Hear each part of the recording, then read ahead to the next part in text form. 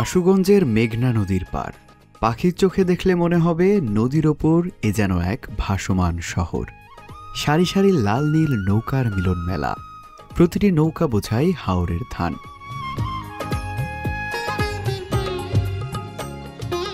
বাংলাদেশের পূর্বাঞ্চলের বৃহত্তম ধানের বাজার এটি, যেখানে প্রতিদিন ভোর থেকে শুরু হয় কৃষকের সোনার ফসল ধান আর মানুষের সমাগম।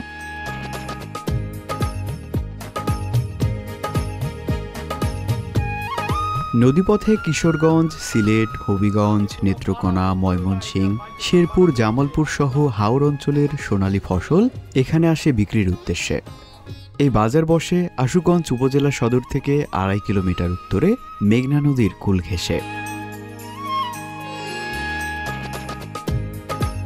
সারা বছরই চলে ধান বেচা কেনা, তবু বর্ষার এই সময়টাতে আশুগঞ্জ বাজার যেন হয়ে ওঠে আরও জমজমাট। এই সময়টাতে হাওরের বোরো ধান ঘরে ওঠে, শত শত নৌকা এসে ভিড়ে ঘাটে, হাজারো শ্রমিক, বেপারী আর পাইকারে মুখর হয়ে ওঠে পুরো এলাকা। পুরো আশুগঞ্জের জীবন যেন আবর্তিত হয় এই ধানের মৌসুমকে ঘিরেই।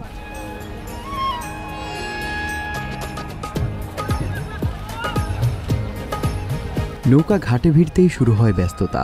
শ্রমিকেরা কাঁধে তুলে নামাচ্ছে বস্তাবন্দি ধান, মেপে দেখা হচ্ছে ওজন, ঠিকঠাক হচ্ছে দরদাম। যে বস্তাগুলো মাথায় করে নামানো হচ্ছে প্রতিটির ওজন গড়ে ২ মণ, মানে প্রায় ৮০ কেজি।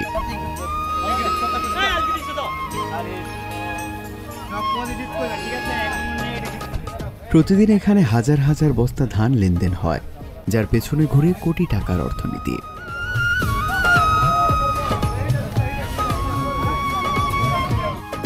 এই বাজারে প্রতিদিন কেনাবেচা হয় গড়ে ৬০ থেকে ৭০ হাজার মণ ধান, যার বাজার মূল্য প্রায় ৭ থেকে ৮ কোটি টাকা।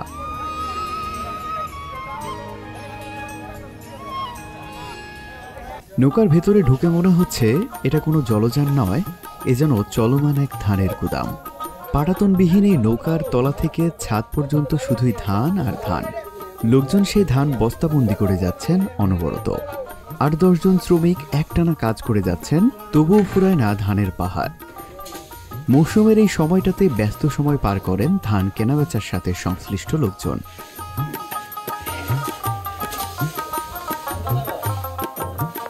নৌকায় থাকা ধান বস্তাবন্দি করা হয় মাপা ও পরিবহনের সুবিধার্থে। এক একটি বস্তাতে ২ মণের মতো ধান রাখা হয়। বস্তাবন্দি এই ধান চলে যাবে আশুগঞ্জের প্রায় ২ শতাধিক চাল কলে।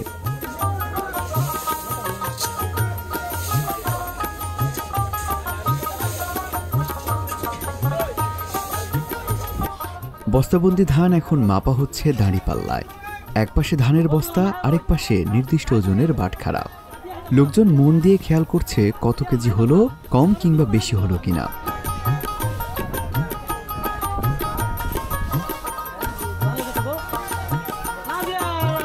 মৌসুমের এই সময়টাতে প্রতিমণ মোটা ধান বিক্রি হচ্ছে ১০৫০ থেকে ১১০০ টাকায়। বেশিরভাগ বস্তাতেই ধান থাকে ২ মণের মতো। এভাবে সঠিক পরিমাপ নিশ্চিত করা হয়। এই পুরো প্রক্রিয়ায় কাজ করেন বেশ কয়েকজন লোক। কেউ বস্তা তোলে, কেউ পাল্লা ধরে, কেউ হিসাব লেখে। পুরো ব্যাপারটা চলে অভ্যাস আর অভিজ্ঞতার ওপর।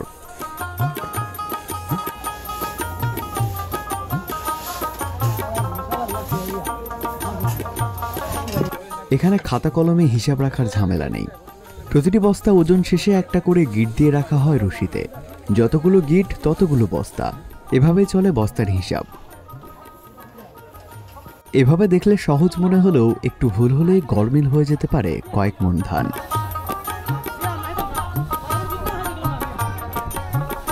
ওজন হয়ে যাওয়ার পর প্রতিটি ধানের বস্তা এখন সেলাই করা হচ্ছে। কেউ বস্তার মুখ ঠিক করে ধরছে, আর একজন হাতে সুতা আর সূচ নিয়ে সেলাই করছে। দক্ষ হাতে সেলাইয়ের কাজটা করা হয় খুব দ্রুততার সঙ্গে।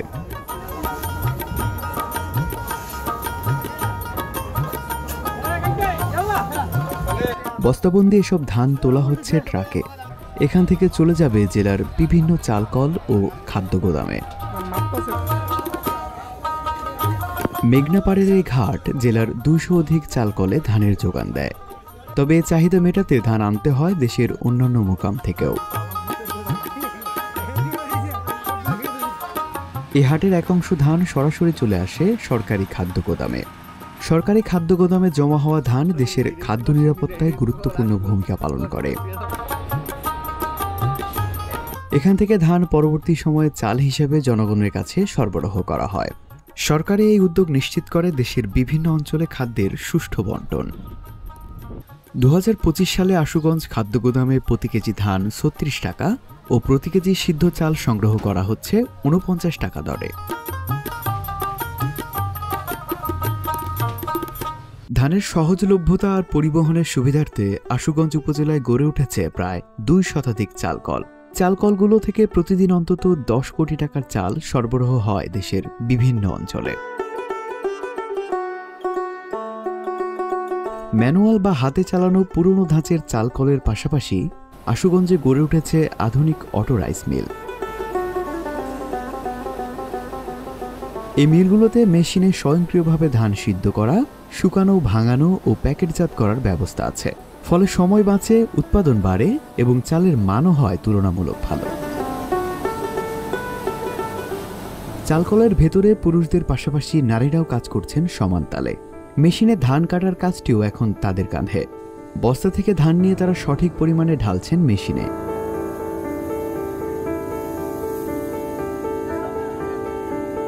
এখানে ধান প্রক্রিয়াজাত করার আধুনিক ব্যবস্থা রয়েছে।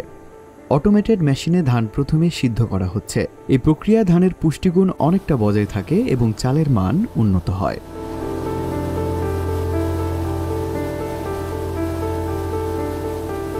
সিদ্ধ করার পর ধান পাঠানো হয় শুকানোর মেশিনে। উচ্চ তাপমাত্রায় নির্দিষ্ট সময় ধরে ধান শুকানো হয়, যেন ভেতরে কোনো আর্দ্রতা না থাকে। এই পুরো কাজটাই চলে স্বয়ংক্রিয়ভাবে যন্ত্রের নিয়ন্ত্রণে। ফলে সময় কম লাগে এবং উৎপাদন হয় অনেক বেশি।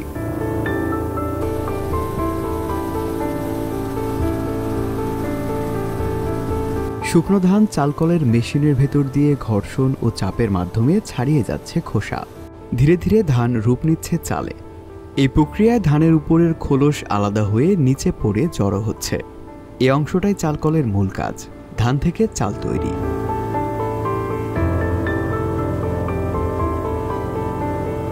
সাধারণত ধান থেকে বের হওয়া চাল হয় একটু মোটা আর খসখসে। এবার সেই মোটা চালকে আরো চিকন আর চকচকে করা পালা। এই কাজটি হয় বিশেষ পালিশ মেশিনে।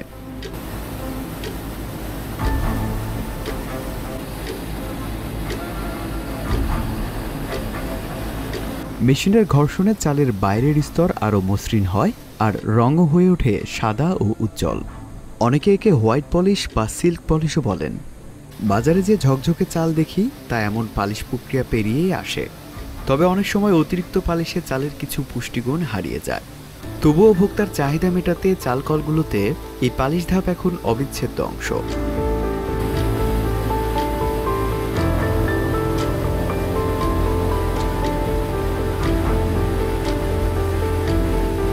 সব ধাপ পেরিয়ে এবার প্রস্তুত হওয়া চাল যাচ্ছে বস্তাবন্দি প্রক্রিয়ায়। এই কাজে ব্যবহৃত হচ্ছে আধুনিক স্বয়ংক্রিয় মেশিন। মেশিন নির্দিষ্ট পরিমাণ চাল মেপে নিচ্ছে এবং তা নামাচ্ছে খালি বস্তায়। এরপর একই মেশিন বস্তার মুখ সেলাই করে দিচ্ছে দ্রুত ও নিখুঁতভাবে। চালকল থেকে সেলাই করা বস্তাগুলো একে একে তোলা হচ্ছে ট্রাকে। তবে এখানে কেবল মানুষের কাঁধে নয়, ব্যবহার হচ্ছে আধুনিক লিফট মেশিন। লিফটের সাহায্যে একসঙ্গে একাধিক বস্তা উপরে তোলা হচ্ছে ট্রাকে। এর ফলে শ্রমিকের পরিশ্রম অনেকটা কমে এসেছে আর সময়ও বাঁচে। লিফটের ওপর থেকে শ্রমিকরা দ্রুত বস্তাগুলো সাজিয়ে নিচ্ছেন ট্রাকের ভেতরে। এই চাল যাবে দেশের বিভিন্ন পাইকারি বাজার বা সরকারি খাদ্য গুদামে।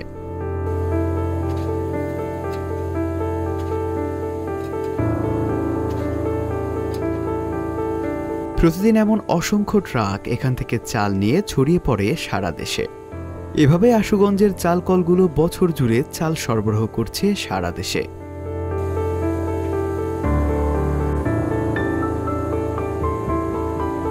শ্রম, সময় আর প্রযুক্তির সমন্বয়ে আশুগঞ্জ এখন দেশের অন্যতম চাল সরবরাহ কেন্দ্র হিসেবে গড়ে উঠেছে, যা দেশের খাদ্য নিরাপত্তায় গুরুত্বপূর্ণ ভূমিকা রাখছে নীরবে, নিয়মিত।